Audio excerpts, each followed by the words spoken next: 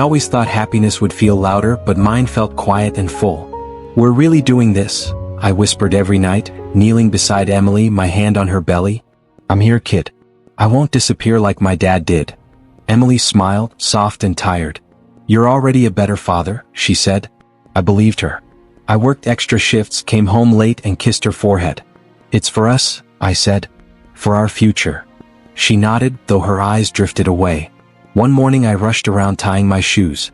"I'll be late again," I said. Emily leaned against the counter. "Don't push yourself." I smiled. "I like being tired if it means you're okay." She forced a smile. "You don't have to prove anything." I laughed. "I'm not proving. I'm building." Her phone vibrated. She turned it away. "Spam," she said. I said nothing. At breakfast I asked, "Doctor says we're on track, right?" Emily stirred her tea. "Yeah. Fine." I laughed. "You used to talk more." She snapped, "I'm pregnant, not broken." I raised my hands. "Okay. I'm sorry." She grabbed her phone and left the room. I told myself hormones could turn love into storms. At work, Mark called. "How's dad life?" I said, "Best thing ever." He joked, "You're glowing." I said, "I'm scared but happy." He said, "That's normal." I believed him. When I got home, Emily was quiet again. "Long day?" I asked. "Can we not talk?" she said. I nodded. "Love means space," I told myself. At the clinic, Dr. Harris smiled. "Heartbeat strong." Emily squeezed my fingers. I said, "Hear that? That's you, champ." Emily laughed, then went quiet. Dr. Harris asked, "Any stress at home?" Emily said, "No, too fast." I said, "Just work." The doctor nodded, typing. "Take care of each other." He looked at me. "Be patient." I said, "Always." In the car I asked, "You okay?" She stared out the window. "Please don't start." I said, "I'm not starting. I'm asking." She said, "I'm tired." I said, "We both are." Silence answered me. That night I cooked pasta. "Sit," I said. "I've got this." She poked the food. "You didn't need to." I said, "I want to." I talked about a bigger place, a crib, a name. "If it's a boy, maybe Daniel?" Emily's fork froze.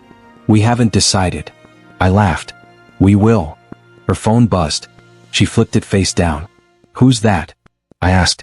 "Linda," she said, too quick. "She worries." I nodded. Trust felt easy then. I got up later and showed her crib pictures. "This one rocks itself," I said. She sighed. "You're thinking too far." I said, "I like thinking forward." I put my hand on her belly again. "Hey," I said softly. "It's me. I'm not perfect, but I'll show up." Emily watched me. "You talk to it like it listens." I smiled. "I hope it does." She said, "You're going to be disappointed someday." I laughed. "Not by my kid." She turned away without answering. Before bed I checked our savings. "We're okay," I said. "I'll take one more shift." Emily said, "You don't have to keep saving me." I frowned. "I'm not saving. I'm supporting." She crossed her arms. "It feels like pressure." I said, "I'm trying to be solid." She said, "Sometimes I need air." I nodded. "Tell me when." She didn't. I said, "After the baby comes, we'll slow down." She said, "Maybe." I reached for her hand. "I love you." She pulled away. "I know." Later, I lay beside her, listening to her breathe. "I'm scared," I admitted. "I don't know how to be a dad." She said, "You'll figure it out." I said, "Will you promise we'll do this together?" She hesitated. "Of course." The pause sat heavy, but I kissed her shoulder and slept. I dreamed of holding a tiny hand and hearing my name. I woke once, smiling, then saw Emily facing away. I told myself tomorrow would be easier. I told myself love was stronger than fear, stronger than doubt, stronger than anything. Near midnight her phone chimed. A soft sound, sharp as glass. She rolled over. I reached without thinking. The screen lit up. One line showed before it locked again. "I can't wait to feel you again."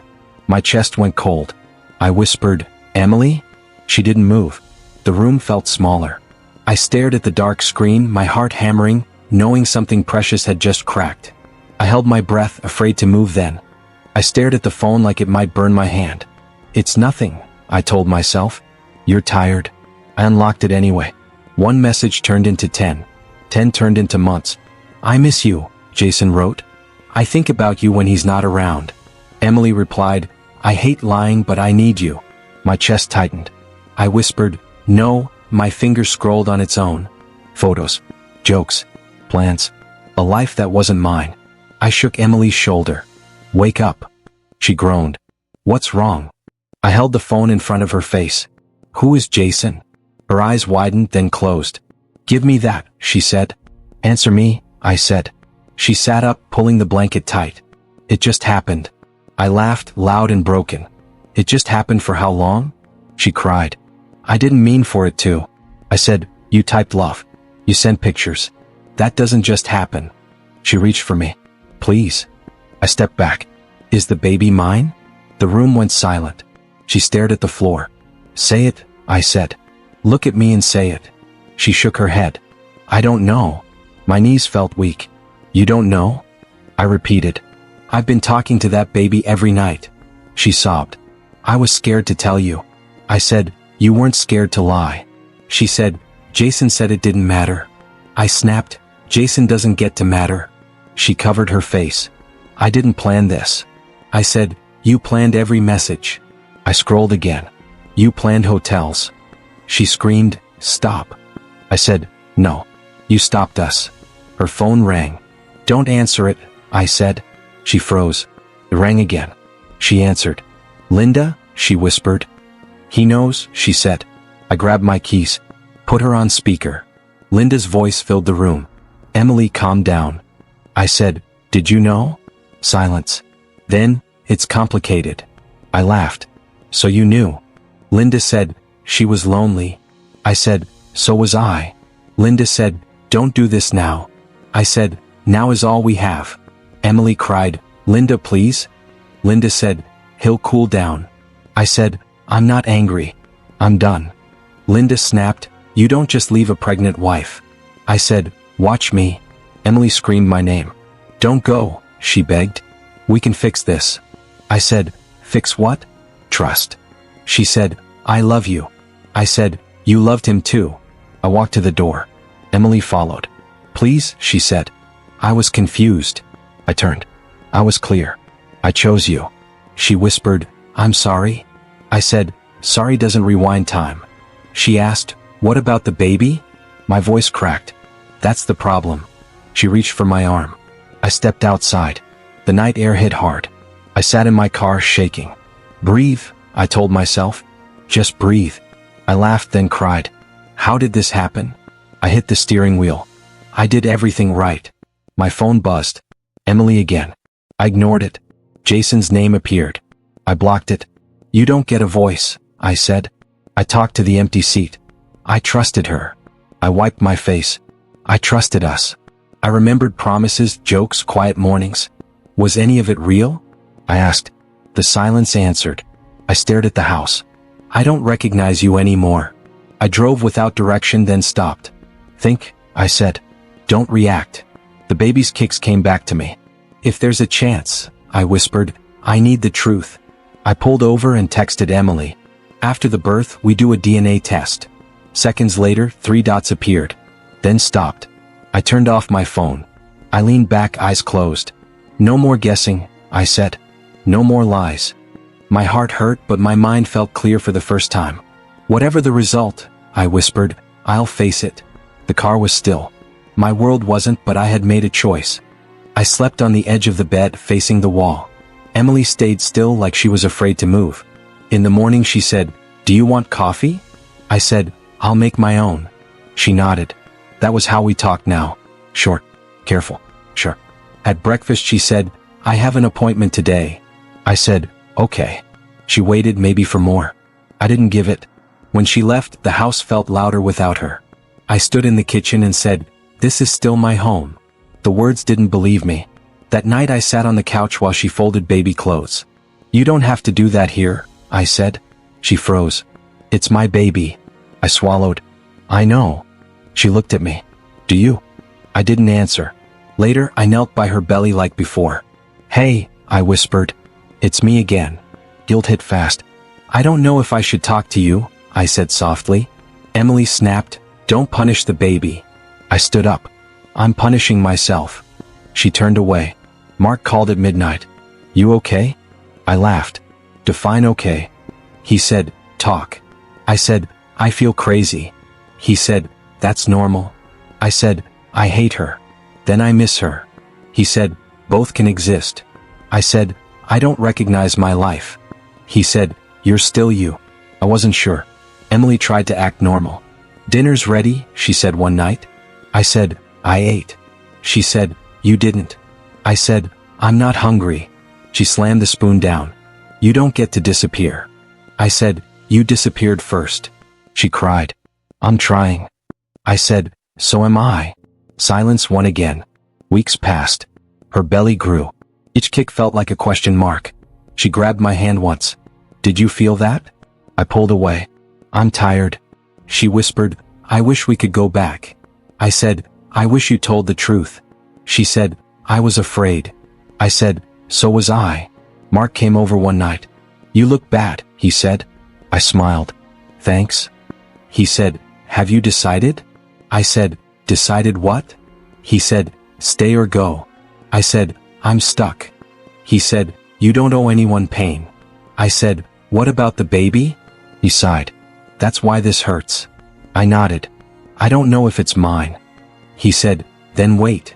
I said, waiting is killing me. He said, leaving might too. Emily overheard us once. You're talking about me, she said. Mark stood. I'll go. She said, no. She looked at me. Say it to my face. I said, I don't trust you. She flinched. I'm still here. I said, so was I. Mark left quietly. At night Emily asked, will you come to the next checkup? I said, I don't know. She said, please? I said, don't ask me to pretend. She said, I'm not pretending. I said, then answer me. She whispered, I can't. That hurt more than yelling. I sat alone later and said, I'm scared to be alone. I laughed bitterly. I already am. I packed a bag then unpacked it. Not yet, I told myself. Get the truth first. Emily watched me. Are you leaving? I said, I don't know. She said, tell me when you decide. I said, I will. One night she doubled over. Something's wrong, she gasped. I stood up fast. What? She cried out. It hurts. I grabbed my phone. How far apart? She said, I don't know. Fear cut through everything. I said, we're going to the hospital. She nodded, shaking. As we rushed out, I thought, truth or not, this moment matters. The waiting was over. The hospital lights felt too bright. Emily grabbed my arm. Please don't leave, she said. I can't do this alone. I wanted to say no. I stayed anyway. I'm here, I said. Habit spoke before my heart. A nurse leaned in. We're ready. Emily cried out. Hold my hand. I did. It felt wrong and familiar at the same time. She screamed. I counted breaths. You're doing great, Nurse Sarah said. Emily looked at me. Talk to me. I swallowed. Just breathe. Her nails dug into my skin. Don't let go, she begged. I didn't. I stared at the wall and waited for it to end. The baby cried. Loud. Sure. Real. It's a boy, the nurse said. Emily sobbed. Did you hear him? She asked me. I nodded. I felt nothing. Fear filled every space where joy should have been. Nurse Sarah asked, do you want to hold him? I shook my head. I can't. Emily whispered, please? I stepped back. Dr. Harris entered. Mother and baby are stable. He looked at me. You wanted a DNA test? I said, yes. Emily turned pale. Do we have to do this now? I said, we do. Dr. Harris nodded. We'll arrange it. Emily cried. I'm sorry. I didn't answer. The days after blurred together. Emily tried to talk. He has your nose, she said. I said, please stop. She whispered, I was hoping. I said, so was I. Nurse Sarah checked vitals. You should rest, she told Emily. She looked at me. You too. I laughed quietly. I don't sleep. When the results came, Dr. Harris asked me to sit. Are you ready? He said. I nodded. My hand shook. Emily said, please? Dr. Harris spoke slowly. The test confirms you are not the biological father. The words landed hard. My chest tightened. I stared at the paper. Say it again, I said. He repeated it. Emily screamed. No, I felt empty. Emily grabbed my arm. I didn't know for sure, she cried. I pulled away. You knew there was a chance. She sobbed. Jason knew, she admitted. He told me not to tell you. My head rang. So you both knew, I said. You let me plan a future that wasn't real. She collapsed. I was afraid to lose you. I said, you lost me anyway. Nurse Sarah stood quietly. Do you need water? She asked. I shook my head. I need air. Dr. Harris said, take your time. I stood up slowly. There's nothing left to take. Emily cried, don't go. I said, I can't stay. She reached for me. Please look at him. I looked once. The baby slept. Peaceful. Innocent. Not mine. Emily whispered, what do I do now? I said, you figure it out. She screamed my name. I love you. I paused. Love doesn't do this. I walked toward the door. Dr. Harris said, I'm sorry. I nodded. So am I. In the hallway I leaned against the wall. Breathe, I told myself. My phone buzzed. Mark. I ignored it. I walked outside. The air felt cold. It's over, I said aloud. The words felt heavy and true. I didn't go back.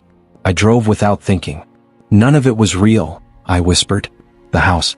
The plans. The promises. I built a life on trust, I said. And it broke. I parked and sat still. I don't know who I am now, I admitted. Silence answered. I realized then that the life I lived no longer existed. I was standing in the ruins alone. Boxes lined the hallway of my small apartment.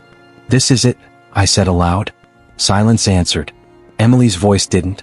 Her calls came nonstop, messages flooding my phone. Please, one text said. I'm sorry. I ignored it. I refused. My thumb hovered, then swiped away. Each buzz felt like a knife. I muttered, you won't control me anymore. The apartment smelled empty. I sat on the couch, staring at the wall. I built this for nothing, I whispered. Memories crawled in, mornings with her, laughter, plans. I closed my eyes. Not real, I told myself. Each memory punched me. I rubbed my face. I can't undo it. I can't. The doorbell rang. I opened it. Jason stood there. We need to talk, he said, smiling like I should feel guilty. I crossed my arms. About what? He stepped forward. Emily, I cut him off. Your conscience. He froze. I'm saying she didn't mean. I shook my head. I don't care. Walk away. He blinked. You can't just ignore me. I said, watch me. He turned red, fists clenching. I didn't flinch. I closed the door and leaned against it. Weak, I muttered. Days blurred. I filed divorce papers. Rachel, my lawyer, explained everything calmly. You have control now, she said. I nodded. I need that. She smiled faintly. It's your life, your choice. I said, I want to rebuild. She said, then start. Each meeting made me feel stronger, less trapped in memories. I went back to work. My desk felt familiar. Mark called. How's the war going? I laughed softly.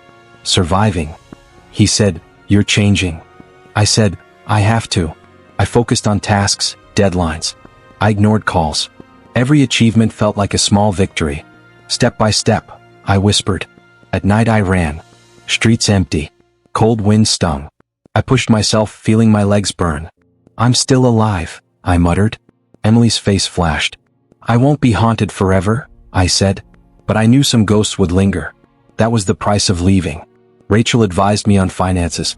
You need stability, she said. I said, I need control. We reorganized bills, accounts, everything Emily could have touched. Each signature, each call was a reclamation of life. I felt lighter. Finally, I whispered. Emily's texts became frantic. Why won't you answer? One demanded.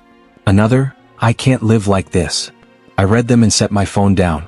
I didn't cry. I didn't reply. I'm gone, I said quietly. Truly gone. Jason tried again, showing up at my work. I just want to explain. I didn't look up. Not interested, I said. He pouted, fuming. I left without a word.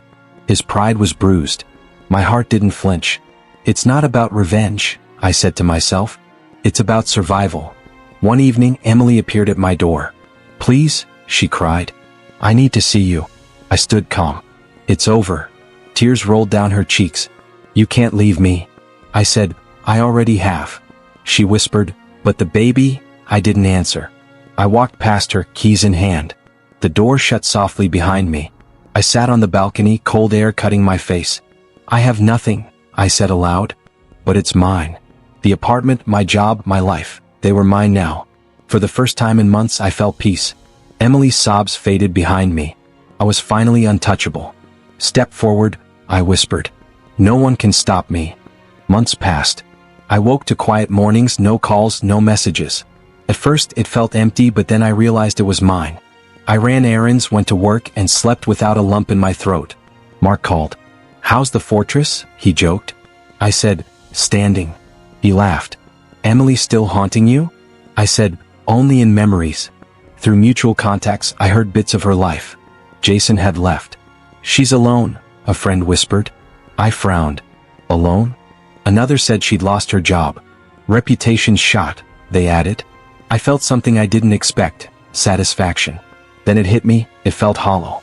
I muttered, why does this feel so empty? Mark caught me running one evening. You think this is revenge? I said, it's survival. He smiled. Walking away is your revenge. I didn't argue. He was right. Leaving her to face consequences without me hurting her, that was more powerful than any confrontation. Then one afternoon my phone rang. A known number. I hesitated, then answered. It's Emily, she said. My stomach tightened. Hello. She said, I need to see you. Please. I was silent. I know I hurt you, she whispered. I can't undo it, but I held up a hand. I'm listening. She came to the park. I saw her before she saw me. She looked smaller, fragile. I'm sorry, she said, tears glinting in her eyes. I made mistakes. I was selfish. I interrupted softly. I know. She looked shocked. You know? I nodded. I watched from a distance. I let life take its course. She gasped. You're not angry? I said, I am, but anger doesn't fix trust. She fell silent. I lost everything, she whispered. Jason left. I'm alone. My friends, they avoid me. I said nothing. My chest tightened, but I kept my voice steady. I see it, I said. She stared. You understand? I nodded. I understand the pain. I also know some things don't come back. Trust is one of them. Tears rolled down her cheeks. Please, can you forgive me? I shook my head slowly. Forgiveness isn't mine to give. You broke what can't be mended. She clutched her hands. I thought love could fix it. I said, love alone can't. Actions build trust, lies destroy it. She nodded, biting her lip. We walked in silence for a few minutes. The wind felt sharp, cold, cleansing. She said, do you hate me? I paused. I don't hate you. That's not useful. I feel disappointment and sadness. She whispered, I deserve it. I said nothing. Finally she asked, will you ever consider us again? I looked at her, calm, steady. No, I said. Not now. Not ever. Her face fell. You really walked away. I nodded. I did. And I'll do it again if I have to. Some doors, once closed, stay closed. She bowed her head. I don't know how to fix this. I said, you can't. You only survive it. She sniffled, a broken laugh escaping. You're stronger than I ever imagined. I said softly, I had to be. You taught me that. She stepped back, tears falling freely. Goodbye, she whispered. I nodded. Goodbye. I turned and walked away, my steps sure, my chest lighter than it had been in months. I didn't look back. The park, the air, even her sobs faded behind me. I whispered, I survived. I'm free. Karma had knocked softly and I was stronger for it. I realized the world could crumble around someone else, but walking away with my dignity intact. That was my victory. I sat across from Dr. Miller, tapping my fingers. I can't stop thinking about her, I said. Emily. Jason. The baby. He nodded. You were betrayed. It's normal to relive it. I shook my head. I keep asking myself what I did wrong. He leaned forward. You did nothing wrong. Betrayal is their choice, not yours. I stared at him. But I stayed silent too long. He said, silence isn't weakness. Fear is natural. You survived, didn't you? I nodded slowly. Yes, but surviving isn't living. He smiled faintly. Then start living. Small steps. I sighed. I don't know where to start. He said, start with yourself. I went home and looked in the mirror. The face staring back was tired, haunted, but mine. "Time to change," I whispered. I dusted off the treadmill, started running, eating better, sleeping more. I cut down on late nights at work, made my space clean. Each small act felt like reclaiming myself. Mark called one morning. "You sound different." I laughed. "I'm trying." He said, "Trying isn't enough. You're already changing." I said, "Feels slow." He said, "Slow is better than stuck." I reconnected with old goals. I opened my laptop and started a project I'd shelved years ago. Writing, coding, learning, it felt alive. Each completed task was a brick in rebuilding me. I told myself, this is my life. Not hers. Not his. Mine. At work, my efforts didn't go unnoticed. Promotion, my manager said. "You've earned it." I felt pride, clean, real, untainted. I accepted it, shaking hands, smiling. My apartment had grown quiet, peaceful. I moved into a better place, surrounded by calm walls, sunlight through tall windows. I finally felt space for me. I realized I hadn't checked Emily's social media in weeks. No messages, no photos. My phone felt lighter. "I don't care anymore," I whispered. Mark noticed. "That's a good sign." I nodded. "It's not anger. It's peace." Therapy sessions helped. Dr. Miller asked, "Do you forgive her?" I paused. "I can't." He said, "Then forgive yourself." I swallowed. I stayed. I loved. I trusted. I survived. He nodded. "Then that's enough for now." I started journaling. "I'm not broken. I am rebuilding." Each word was catharsis, each line a step away from despair. I wrote about my fears, my regrets, my victories. "I am not defined by her lies," I wrote. "I am defined by my choices." One evening, I looked at the skyline from my balcony. Lights twinkled, distant, constant. I whispered, "I survived what should have destroyed me. I am someone new." A smile tugged at my lips. Not full joy, not blind optimism, but strength. Solid, unwavering mine. I called Mark. "I think I'm ready to move forward," I said. He laughed. "Finally." I said, "I don't need her shadow anymore." He said, "Good. It was mine to see you free all along." I went to sleep that night feeling calm. The past lingered, yes, but it no longer ruled me. My phone stayed on the bedside table, silent, unimportant. I whispered into the quiet, "I forgive myself. I'm allowed to be happy. Allowed to be me." And for the first time in months I felt it, alive, whole, unbroken. I had survived. That was enough. That was everything. The envelope sat on my table. Emily's handwriting. I stared at it. My thumb brushed the seal. I whispered, "What now?" I tore it open slowly, expecting anger, hate, maybe a plea. The words inside were soft, quiet. "I'm sorry," she wrote. No excuses. No justifications. Just acknowledgement. I read it twice.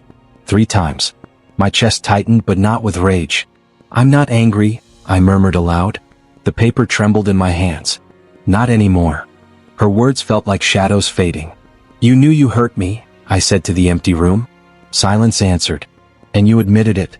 That's enough." I put the letter down. I didn't need to reply. Instead, I grabbed a blank sheet and pen. My hand hovered, then moved. I wrote about nights I stayed awake, about fear, about hope I thought was ours. I wrote about betrayal and trust, about love turned bitter. "I forgive myself," I scrawled. "I'm letting go." The pen scratched across the page. I didn't stop. I wrote until the sheet was full, but I didn't send it. Was for me. For closure. I sat back and breathed. "Some things are meant to stay private," I whispered. The letter wasn't revenge. It wasn't confrontation.